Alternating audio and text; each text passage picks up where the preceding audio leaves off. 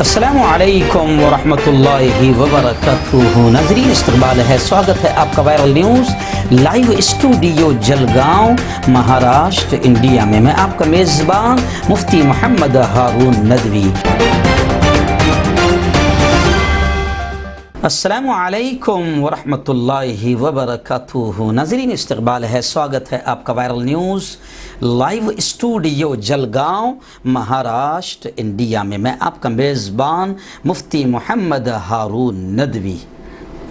आइए prime news में आज एक बहुत ही अहम मुद्दे की तरफ हम थोड़ा सा तवज्जो दिलाने की कोशिश कर रहे हैं कि इस वक्त अब गरीबों के लिए एक और बड़ी मुश्किल खड़ा कर रहा है मोदी या केंद्र सरकार और भाजपा सरकार। जी हाँ, एक तरफ तो मैं आपको बता दूं कि किसानों का क्या हाल है, थोड़ा सा इस पर मैं बात करूंगा, और किस तरीके से एक और बड़ी मुसीबत खड़ी हो चुकी है उस पर भी बात करूंगा। लेकिन सबसे पहले मैं अपील करता हूं कि जो साथी नए हैं वो हमारे इस चैनल से जुड़ जाएं। अगर आप चाहते हैं कि मुल्क की सही और सच्ची खबरें आपको देखने और सुनने को मिले, जो दलाल चैनल नहीं दिखाते हैं, तो फिर आप हमारे चैनल से जुड़ जाइए, सब्सक्राइब कर लीजिए, बेल आइकॉन घंटी के बटन को भी दबा दीजिए। जी हाँ, और हमारे चैनल की फाइनेंशियल हेल्प, माली मदद आप ज़रूर करें ताकि ऐसे बेबाक चैनल चलते रहे, मजबूत हो, तरक्की करें। जी हाँ, इस वक्त प्राइम न्यूज़ में मैं सबसे पहले आपको इस वक्त किसानों का हाल बताते हुए मैं अगले मुद्दे, अहम मुद्दे की तरफ बात करूंगा कि जनाब किसान अब बुरी तरह से यूँ समझिए कि भड़क गए हैं और किसान लीडरों ने अब और ज़्यादा अपने आंदोलन, एहतजाज, अपनी मूवमेंट और अपनी तहरीक को और ज़्यादा तेज़ करने का ऐलान कर दिया है और 19 दिसंबर तक के किसानों ने अल्टीमेटम दिया है। वहीं पर मैं आपको ये भी बता दूं कि राजस्थान से भी किसानों का ट्रैक्टर मार्च निकल चुका है। जयपुर दिल्ली के हाईवे ब्लॉक करेंगे और समझ लीजिए कि 14 तारीख से किसानों ने बाकायदा भूख हड़ताल का भी ऐलान कर दिया है। जी हाँ, और खबरें ये भी है कि किसान आंदोलन में अब तक 11 लोगों की मौत हो चुकी है। अब इस जालिम सरकार से, इस कातिल सरकार से खुद राहुल गांधी ने भी सवाल पूछा है कि मिस्टर मोदी जी, और कितने किसानों का खून चाहिए और कितनी कुर्बानियां चाहिए। आपने देखा होगा कि जब जंगल के हैवान और दरिंदे के मुंह जब खून लग जाता है ना, तो फिर वो बिल्कुल यूं समझिए कि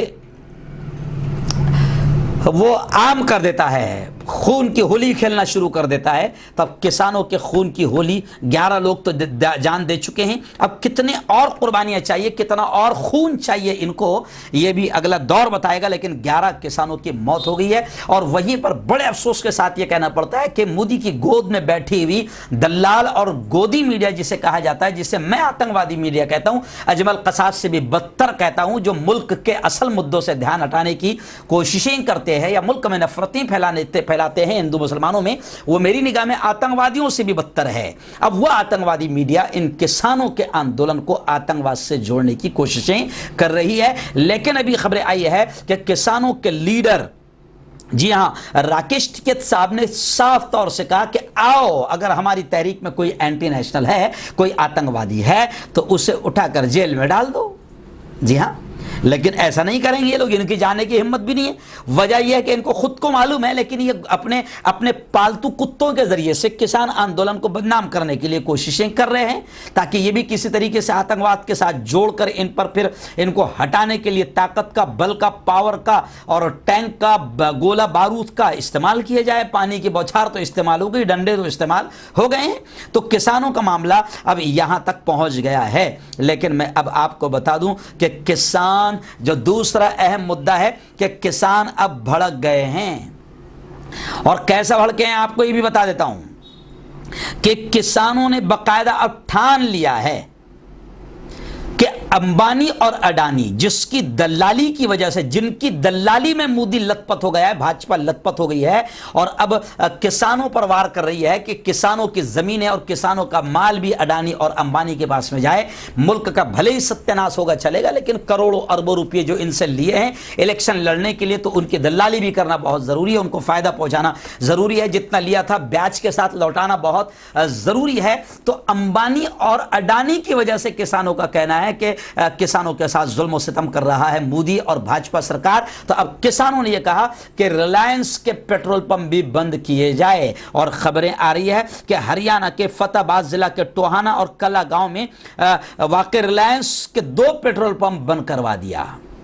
जी हां, टोहाना में किसानों की जानिब से घेराव होने वाला था, लेकिन वो घेराव होने से पहले वहां पर पुलिस पहुंची, लेकिन रिलायंस का दोनों पेट्रोल पंप बंद हुए और किसानों का एहतजाज आंदोलन रंग लाया। अब किसानों का यह कहना है कि अंबानी के तमाम चीजों का बायकॉट किया जाए। इसलिए अब सोशल मीडिया पर आप देख रहे होंगे कि बाकायदा लोग रिलायंस के जियो के जो सिम है उनको भी अब पोर्ट करवा रहे हैं एयरटेल वगैरह में, यानी रिलायंस के कार्ड भी बंद करवा रहे हैं। यानी किसानों ने ऐलान कर दिया है कि अब अंबानी और अडानी का भी बाकायदा विरोध होना चाहिए। जबकि किसानों को यह मशवरा दिया गया कि अगर अंबानी और अडानी की दलाली में अगर ये दलाली कर रहे हैं, इनके लिए दलाली कर रहे हैं, तो किसानों को यह मशवरा भी दिया गया। कुछ लोग सोशल मीडिया पर एक फन्नी जोक भी चला रहे हैं, किसानों से कह रहे हैं कि मेरे भाइयों, मेरे किसान भाइयों, आप डायरेक्ट अडानी और अंबानी से बात कर लेना, बीच के दलालों को हटा दें।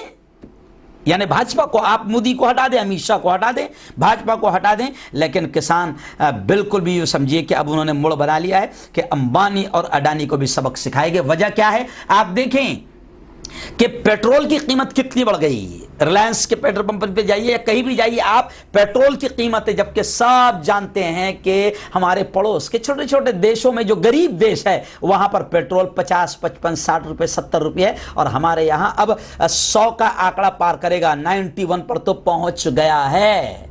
जी हाँ, मैंने कल शिवसेना हमारे रियासत महाराष्ट्र के धुलिया शहर की मैंने खबर डाला कि बाकायदा शिवसेना के कार्यकर्ताओं ने, शिवसेना के जिम्मेदारों ने मोदी की अर्थी, मोदी का जनाजा उठाया, मोदी सरकार का, केंद्र सरकार का जनाजा उठाया, मुर्दाबाद के नारे लगाए। तो लोग कमेंट्स करते हुए कह रहे हैं कि दुआ करो कि सच में इसका जनाजा उड़ जाए, बल्कि दोनों का जनाजा उड़ जाए जो बनी है, और पूरे मुल्क का सौदा कर रहे हैं कारोबारी लोग हैं।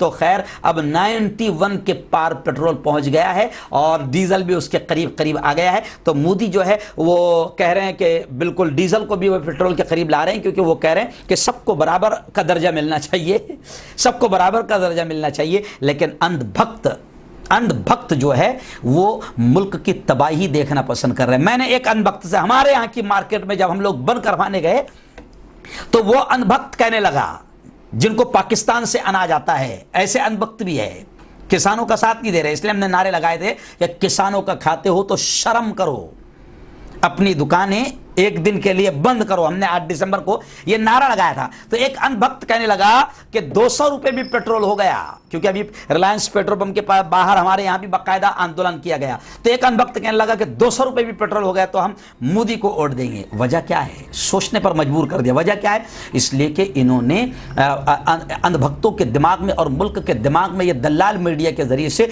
हिंदू मुसलमान हिंदू मुसलमान हिंदू मुसलमान इतना कर दिया कि हिंदुओं को यह लग रहा है, सब हिंदुओं का नहीं, अनभक्त जाहिल देश के गद्दार जो होंगे उनको यह लग रहा है कि यह मुसलमानों को नुकसान पहुंचा रहा है, मुसलमानों के खिलाफ बिल ला रहा है, मुसलमानों के खिलाफ मुहिम चला रहा है, तो यह हमारा आदमी है, इसको ही जिताया जाए, फिर चाहे हमारी पूरी मारी जाए। तो अब इसी को लेकर वो अनभक्त हमसे कहने लगा कि 200 रुपए भी पेट्रोल हो गया तो चलेगा, मगर मोदी को वोट देंगे।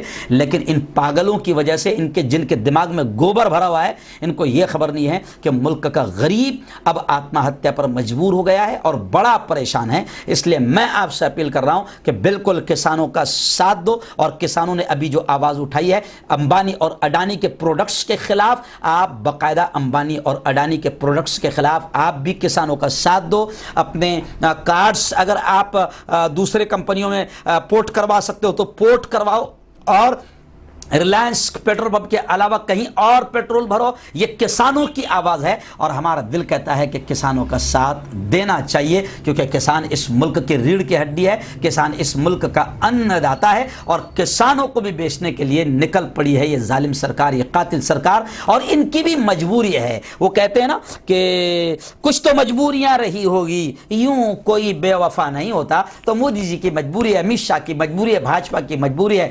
अंबानी और अडानी की दलाली करना मजबूरी है, क्योंकि इन्होंने करोड़ों अरबों रुपये दिया है, तब जाकर हम सत्ता में आए हैं। लेकिन इनकी दलाली में ये मुल्क को तबाह कर रहे हैं। तो दुआ भी करो ऊपर वाले से, अल्लाह से दुआ करो कि जो इनके दिमागों में गोबर भरा हुआ है वो गोबर निकल जाए, और मुल्क बचाने के ताल्लुक से आप भी सोचो, हम भी सोचें, और सब मिलकर सोचें।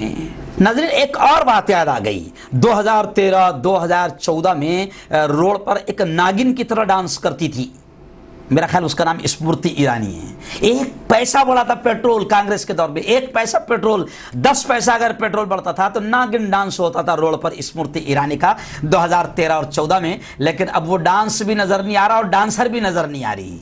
जब 100 रुपए तक के पेट्रोल पहुंच जाए और रोजाना 20-30 पैसे बढ़ रहे हैं, तो अब वो डांसर भी नजर नहीं आ रही है और वो डांस, नागिन डांस भी नजर नहीं आ रहा है।